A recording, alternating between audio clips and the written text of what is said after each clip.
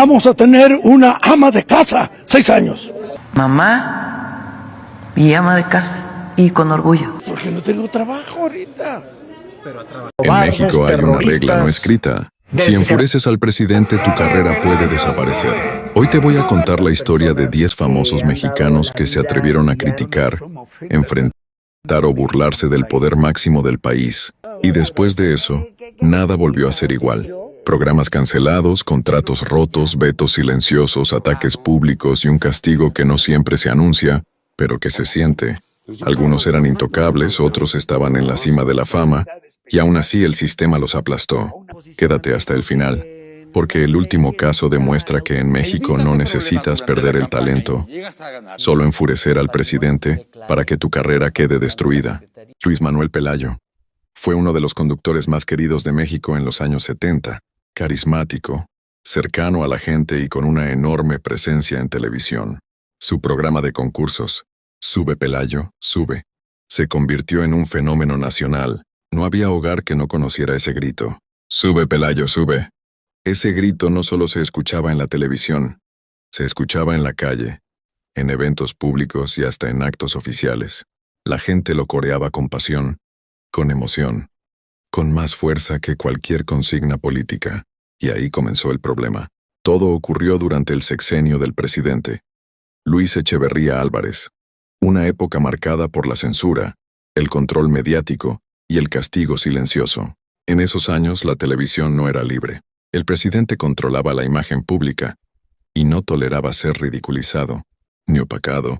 En un acto público, se cuenta que Luis Manuel Pelayo animó a la gente a cantar la canción de su programa, mientras el presidente Luis Echeverría subía una pirámide durante una ceremonia. El momento fue visto como una burla, una humillación pública. El mensaje llegó hasta lo más alto del poder. Tiempo después, en otra ceremonia oficial, con el presidente presente, el público comenzó a gritar, «¡Sube, Pelayo, sube!». El grito no iba dirigido al presidente, pero lo opacó por completo.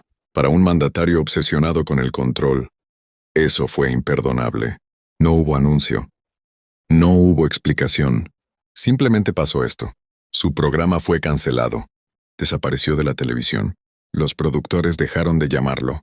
Las puertas se cerraron una por una. En esa época, una orden presidencial no se publicaba, se obedecía. Luis Manuel Pelayo no era opositor. Era conocido como un soldado del PRI, alguien alineado con el sistema.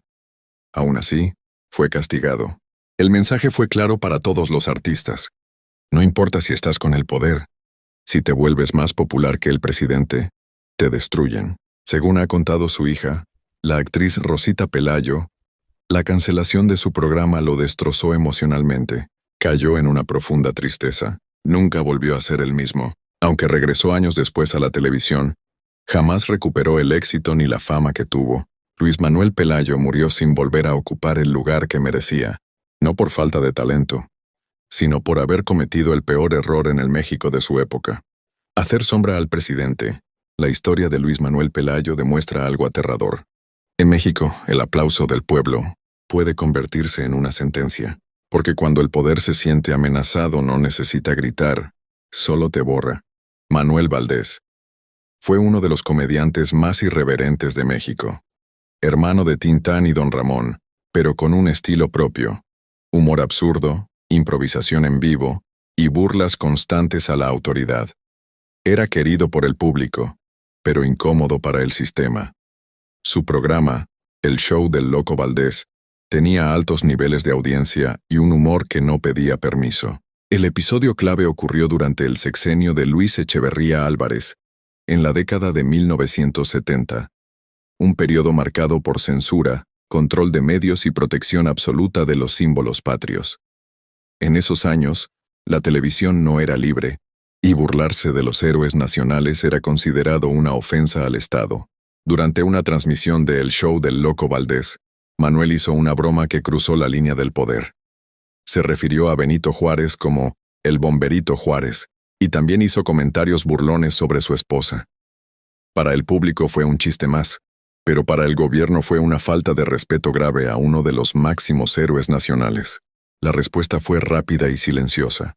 El programa fue censurado, posteriormente cancelado, y Manuel Valdés fue apartado de la televisión. No hubo comunicado oficial, no hubo explicación pública, pero en el medio todos entendieron el mensaje.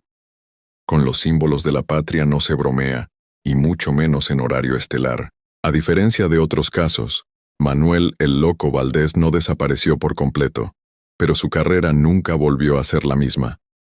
Perdió espacios importantes, dejó de ser figura estelar y quedó marcado como un artista problemático.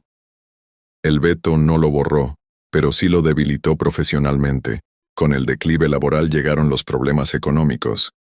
Valdés enfrentó deudas, malas decisiones financieras y conflictos con el SAT, que en ciertos momentos incluso le impidieron acceder a su propio dinero.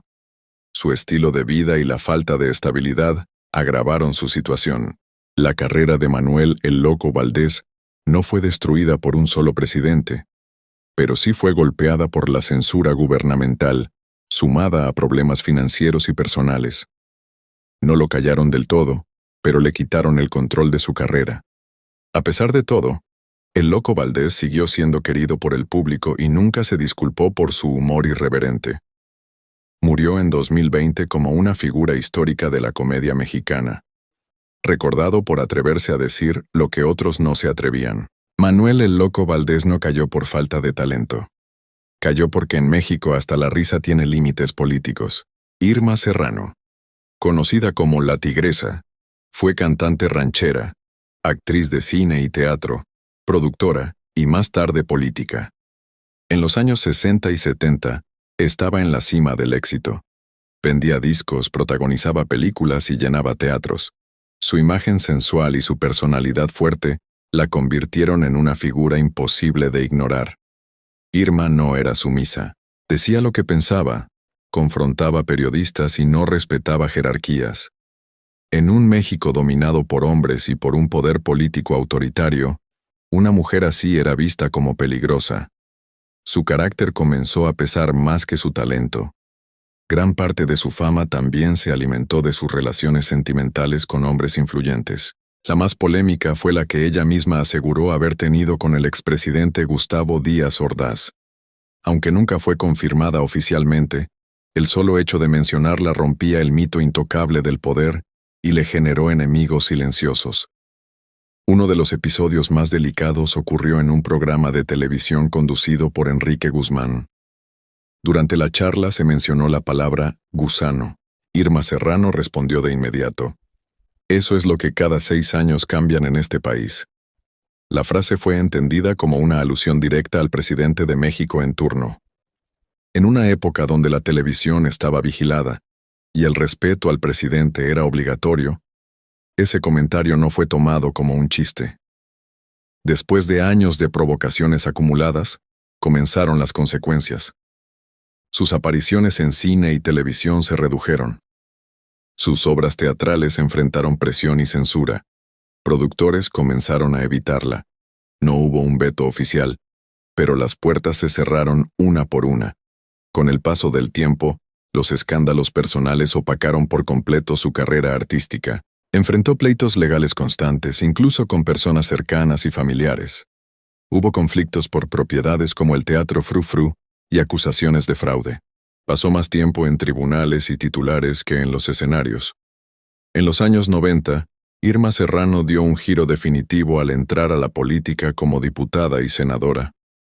Desde ese momento dejó de ser vista principalmente como artista. Su imagen pública se transformó en la de una política polémica, irreverente y escandalosa. La tigresa del espectáculo quedó en segundo plano. Irma Serrano no fue borrada de golpe. Fue desgastada poco a poco. El poder la castigó indirectamente. Sus decisiones personales aceleraron la caída, y su personalidad la mantuvo siempre envuelta en polémicas. La controversia terminó devorándose a la artista. Irma Serrano no perdió su carrera por falta de talento. La perdió por vivir sin miedo y por atreverse a decir lo que muchos pensaban, pero nadie se atrevía a decir. En el México de su época, burlarse del presidente, del sistema y de las reglas no salía gratis. A la tigresa no la callaron de inmediato, pero le cobraron cada provocación. Broso. interpretado por Víctor Trujillo, nació como un payaso irreverente, vulgar y políticamente incorrecto. Al principio parecía solo un personaje cómico, pero con el paso de los años, se convirtió en una de las voces más críticas del sistema político mexicano. Desde la televisión abierta, Broso hacía sátira directa, señalaba corrupción, se burlaba de los discursos oficiales y cuestionaba a presidentes, gobernadores y funcionarios de alto nivel. Decía en televisión nacional lo que muchos periodistas no se atrevían a decir. Durante décadas, Broso fue intocable. Entrevistó a presidentes, incomodó a figuras del poder y se ganó una enorme audiencia que lo veía como una especie de conciencia incómoda del país. Pero todo cambió durante el sexenio de Andrés Manuel López Obrador. En ese periodo, Broso no suavizó su discurso. Al contrario, se volvió más crítico. Cuestionó la narrativa presidencial, se burló del lenguaje oficial, señaló contradicciones y errores del gobierno, y criticó abiertamente las decisiones del presidente. Sus comentarios comenzaron a incomodar seriamente al poder. El punto de quiebre llegó cuando, desde la conferencia mañanera, el propio presidente comenzó a descalificar de manera indirecta a Broso y a Víctor Trujillo. Lo señaló como parte de la llamada prensa conservadora, como un personaje al servicio del pasado, y como alguien contrario al proyecto del gobierno. Aunque nunca lo mencionó directamente por nombre, el mensaje era claro y público. Después de esos señalamientos, las consecuencias no tardaron en llegar.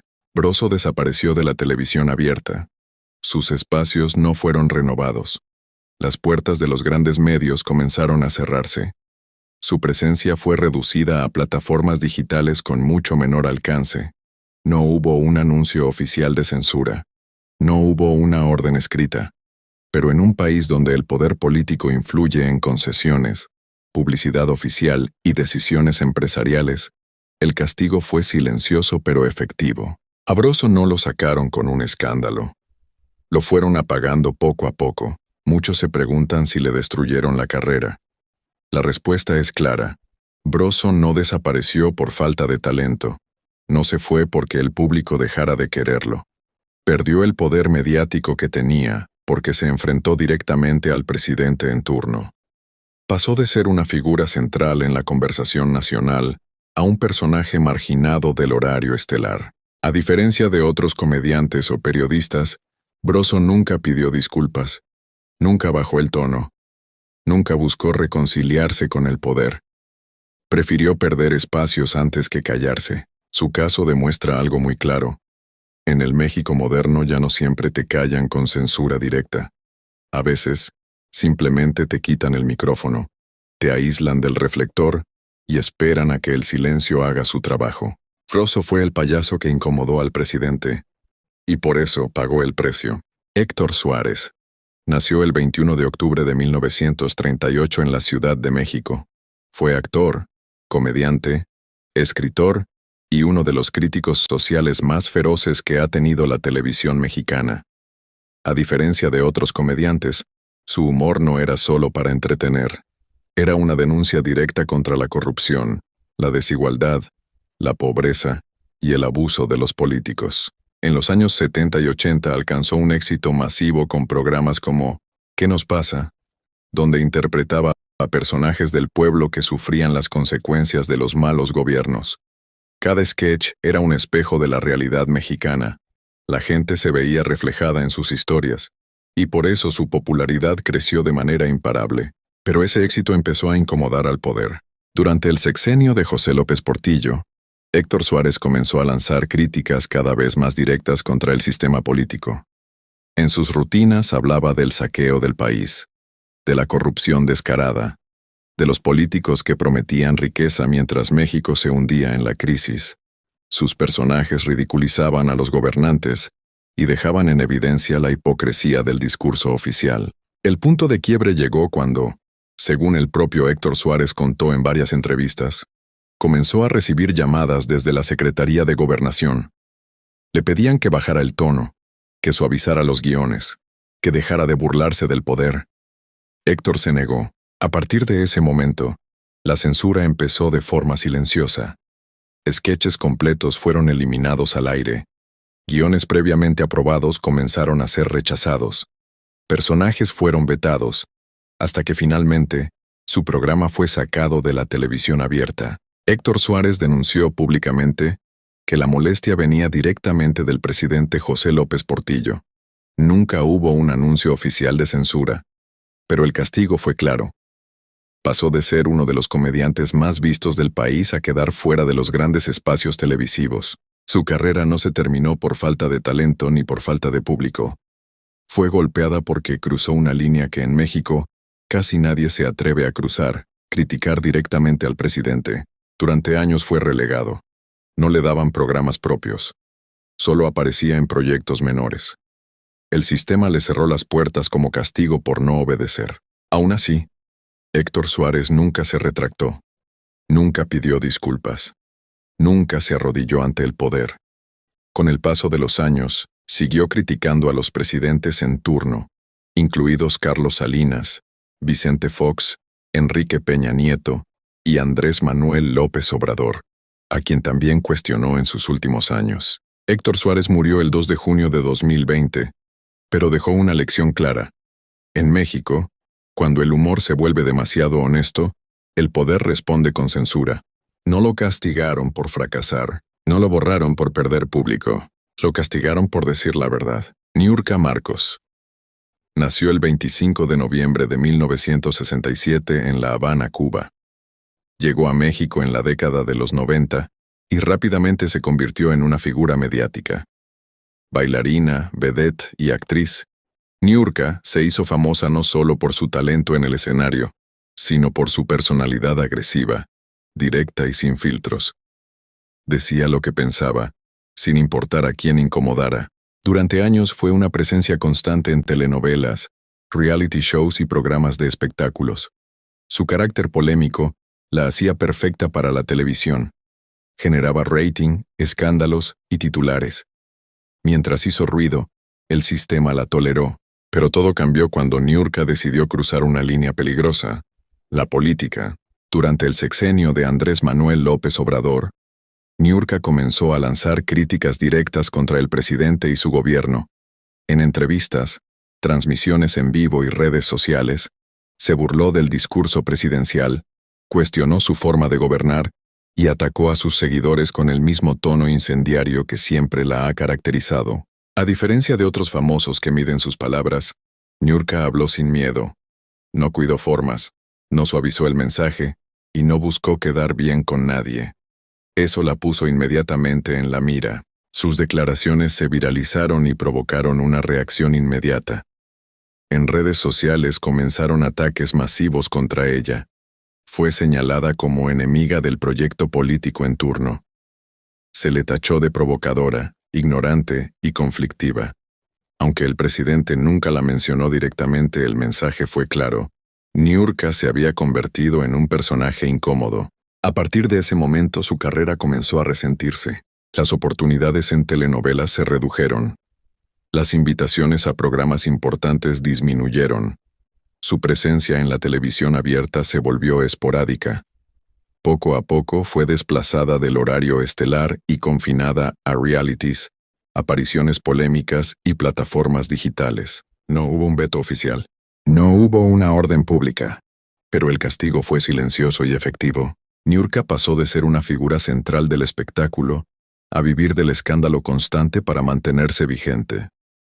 Su imagen dejó de ser la de una vedette o actriz y se convirtió únicamente en la de una mujer polémica y conflictiva. A diferencia de otros artistas, Niurka nunca pidió disculpas. Nunca se retractó. Nunca bajó el tono. Por el contrario, reafirmó sus críticas y aseguró que nadie iba a callarla, ni el presidente ni el sistema. ¿Le destruyeron la carrera por enfurecer al presidente? No de forma directa, pero sí fue desplazada, aislada y marginada del gran escaparate televisivo. Su historia deja una lección muy clara. En México, cuando un famoso se mete con la política y no pertenece al bando correcto, el castigo no siempre es inmediato, pero sí constante. Te cierran puertas, te dejan solo y te empujan al margen. Facundo. Nació el 29 de abril de 1978 en la Ciudad de México. Desde muy joven mostró un estilo completamente distinto al de la comedia tradicional.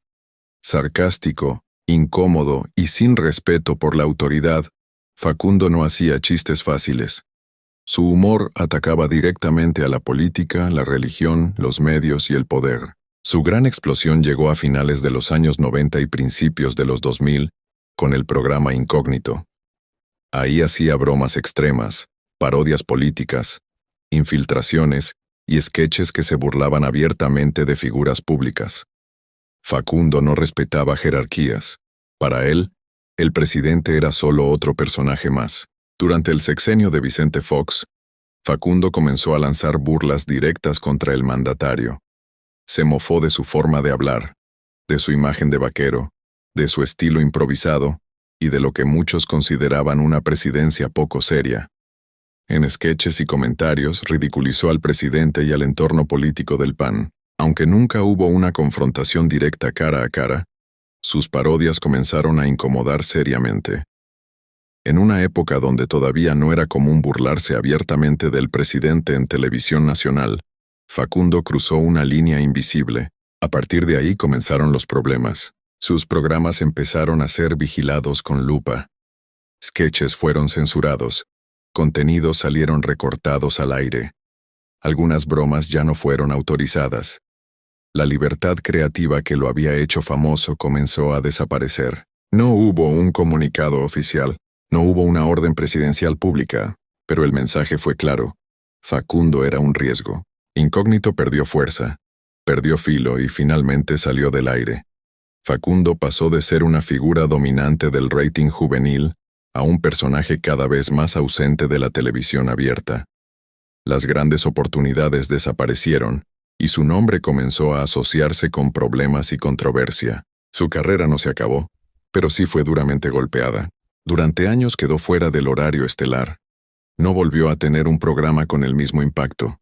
Mientras otros comediantes se adaptaron, él se negó a suavizar su estilo. Decir lo que pensaba tuvo consecuencias. Con el tiempo, Facundo encontró espacio en televisión de paga, proyectos alternativos y plataformas digitales. Años después, él mismo reconoció que su irreverencia le cerró muchas puertas, que burlarse del presidente y del poder tuvo un costo real. ¿Le destruyó el presidente su carrera? No de manera directa ni oficial, pero sí fue castigado por incomodar al poder en una época donde no todos podían hacerlo. Facundo no cayó por falta de talento. No cayó porque el público lo abandonara. Fue desplazado porque se atrevió a reírse del presidente cuando todavía no era bien visto hacerlo. Eugenio Derbez. Nació el 2 de septiembre de 1961 en la Ciudad de México.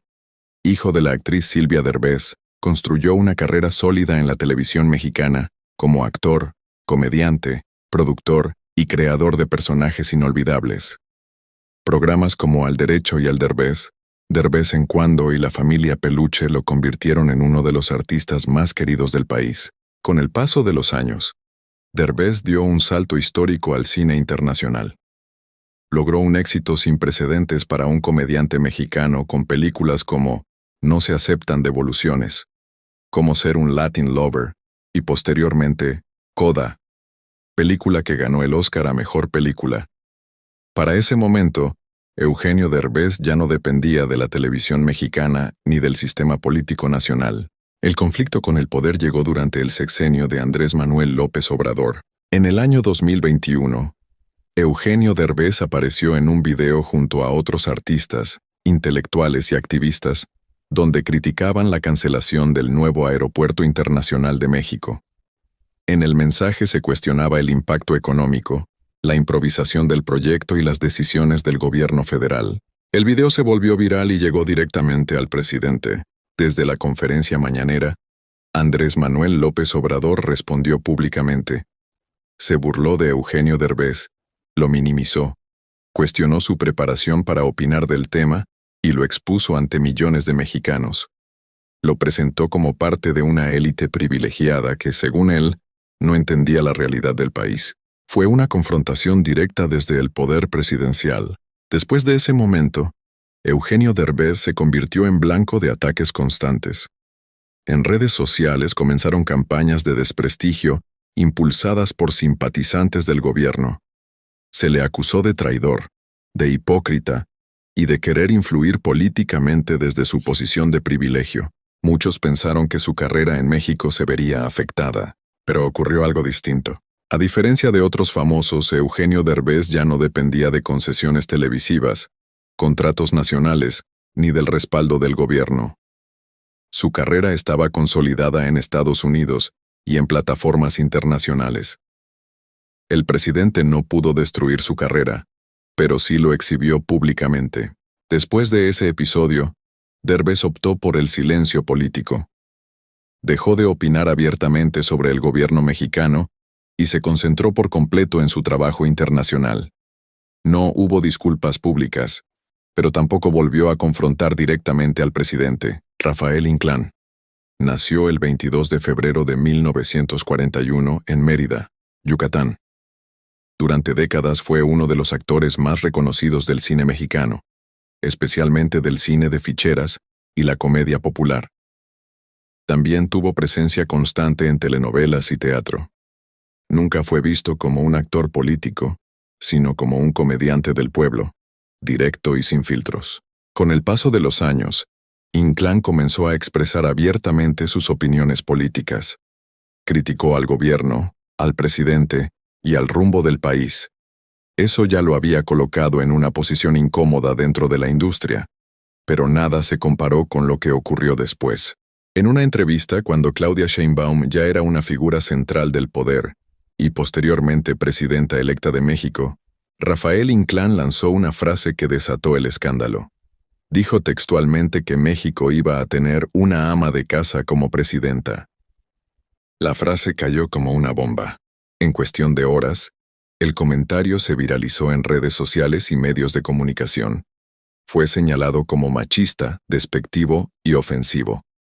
Para muchos, Inclán no solo atacaba a Claudia Sheinbaum, sino que minimizaba su trayectoria académica y política, reduciendo a una científica ex jefa de gobierno y doctora en ingeniería a un estereotipo doméstico. Las críticas fueron inmediatas y feroces. Periodistas, activistas, figuras públicas y simpatizantes del gobierno condenaron la declaración.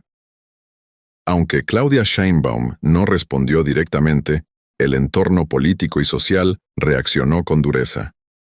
El mensaje fue claro: ese tipo de expresiones no eran tolerables, y menos cuando se trataba de la presidenta del país. Rafael Inclán intentó después matizar sus palabras.